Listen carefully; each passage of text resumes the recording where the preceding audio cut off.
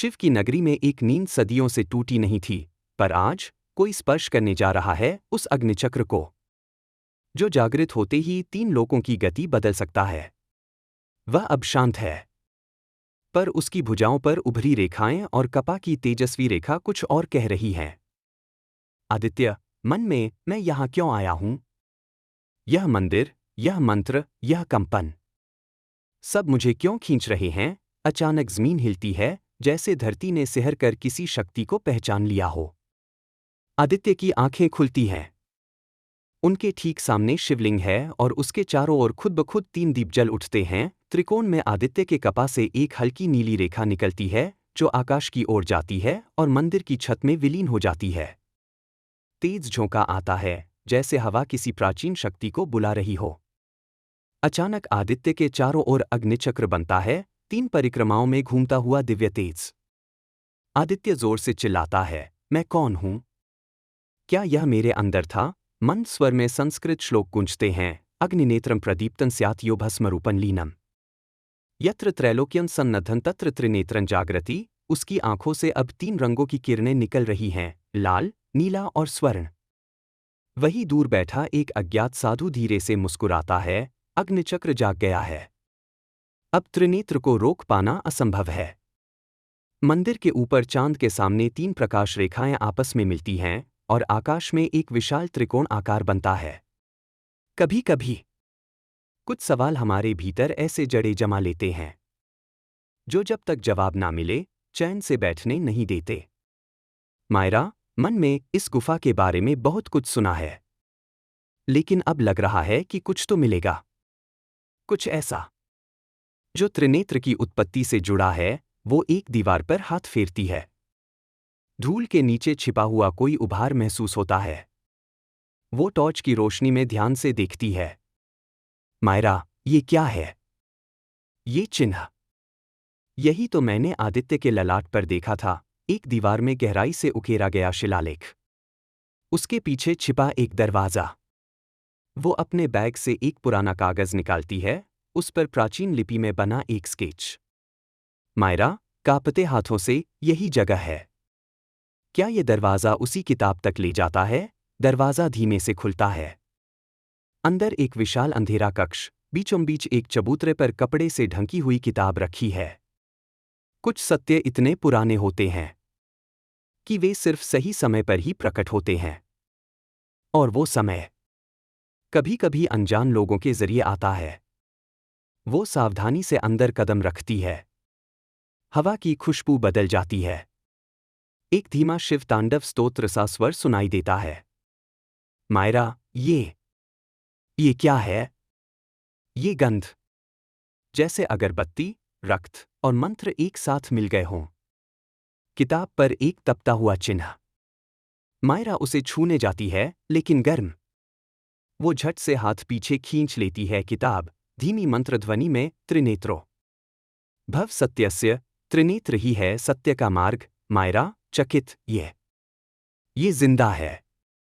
ये किताब बोल रही है। किताब अपने आप खुलती है, पन्ने पलटते हैं। एक पन्ने पर चित्र दिखाई देता है, अश्मक का शाप, एक साधु और देव की आंखें। मायरा धीरे से पढ़ती है, एक शाप जो एक भक्त पर पड़ा, एक शक्ति जो उसी के भीतर सोई हुई है। त्रिनेत्र जन्म लेता है जब देवता और राक्षस एक ही शरीर में संघर्ष करते हैं। एक सुंदर वटवृक्ष के नीचे ध्यानमग्न साधु। आकाश में बिजली चमकती है। एक काला तेज उसके चारों ओर घूमता है। फिर एक तांत्रिक आता है, शाप देता है। तांत्रिक गंभीर स्वर में, तूने शिव के लिए जीवन अर्पित किया। अब शिव तुझे याद नहीं आएंगे। तू अश्मक कहलाएगा। फिर वर्तमान में किताब के पन्ने जोर से फड़फड़ाते हैं। एक पृष्ठ पर लाल रोशनी में चमकता वाक्य, त्रिनेत्र के बिना अश्मक को रोका नहीं जा सकता। मायरा हैरान, मतलब अगर त्रिनेत्र प्रकट नहीं हुआ तो वो अश्मक पूरी मानवता के लिए विनाश बन जाएगा। वो झटपट किताब बंद करती है, लेकिन उसके हाथ पर एक जलता हुआ चिन्ह उभर आता है, वही त्रिनेत्र का चिन्ह। मायरा, ये चिन्ह आदित्य का। लेकिन अब मेरे हाथ पर मायरा पीछे मुड़ती है, लेकिन दरवाज़ा अपने आप बंद हो जाता है। वो फंस जाती है। गूंजता स्वर सत्य खोजने वाले को कष्ट सहना पड़ता है, पर जो टिकता है वही परिवर्तन लाता है। मायरा डरी हुई लेकिन दृढ़ता से, अगर यही मेरी नियति है तो मैं पीछे नहीं हटूंगी। मायरा किताब उठाती है, एक दीपक हाथ में लेती है और एक गुप्त रास्ते से बाहर निकलती है। पीछे किताब की रोशनी धीरे धीरे मंद पड़ती है, लेकिन मायरा की आंखों में एक नई चमक उभर आती है। अश्मक जाग रहा है, लेकिन त्रिनेत्र भी चुप नहीं बैठेगा। जिस दिन शाप पूरी तरह फलित होता है, उस दिन एक साधु राक्षस में बदल जाता है और ईश्वर केवल दर्शक बन जाता है। अश्मक चट्टान से नीचे गांव की ओर देख रहा है। उसकी आंखें जलती हुई काली, शरीर से राख और धुएं की लपटें उठ रही हैं। एक चुंबकीय अंधकार उसके चारों ओर फैल रहा है। अश्मक, यह वही गांव है जहां मैंने तप किया था, जहां मैं ईश्वर के लिए जलता रहा। और वही गांव आज ईश्वर को ही भूल गया है। वो जमीन पर हाथ रखता है, धरती कांप उठती है, लाल रंग की लपटें उसमें उभरने लगती हैं। गांव की झोपड़ियों की बत्तियां एक एक कर बुझने लगती हैं। कुत्तों की भौंकने की आवाजें थमती हैं। पक्षी अजीब तरह से उड़ने लगते हैं। गांव में एक झोपड़ी के अंदर एक बूढ़ा दादा अपने पोते के साथ बैठा है। पोता डरते हुए, दादाजी, ये सब अंधेरा क्यों हो गया?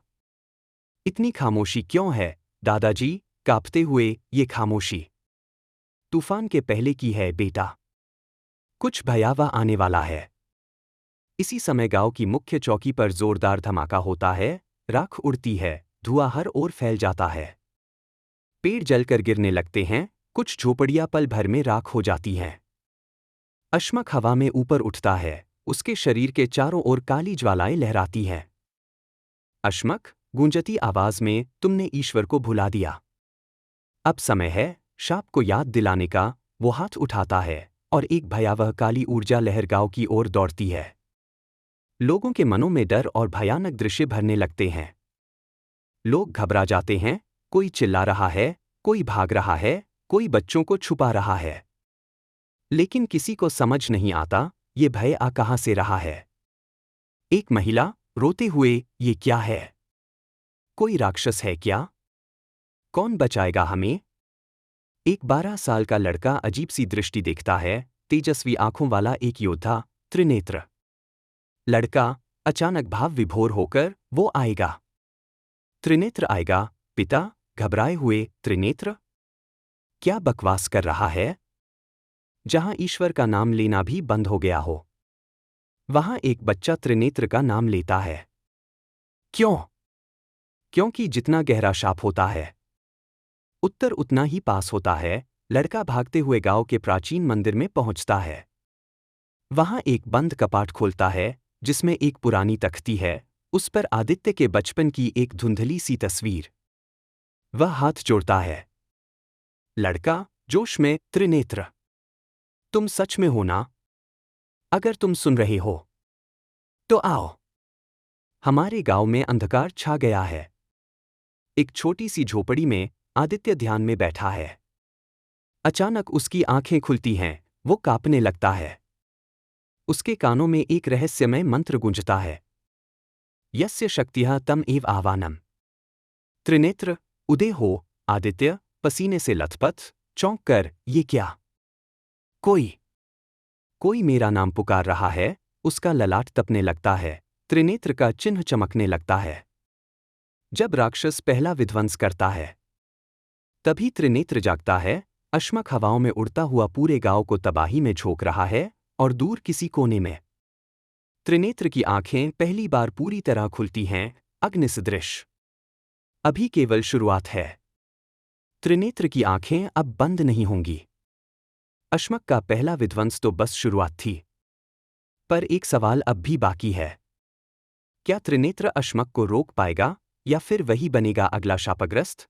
अगर आपके पास इसका जवाब है तो कमेंट में जरूर बताएं। और ऐसे ही रहस्यमय अध्यायों के लिए चैनल को सब्सक्राइब कीजिए। जुड़े रहिए त्रिनेत्र यूनिवर्स के साथ।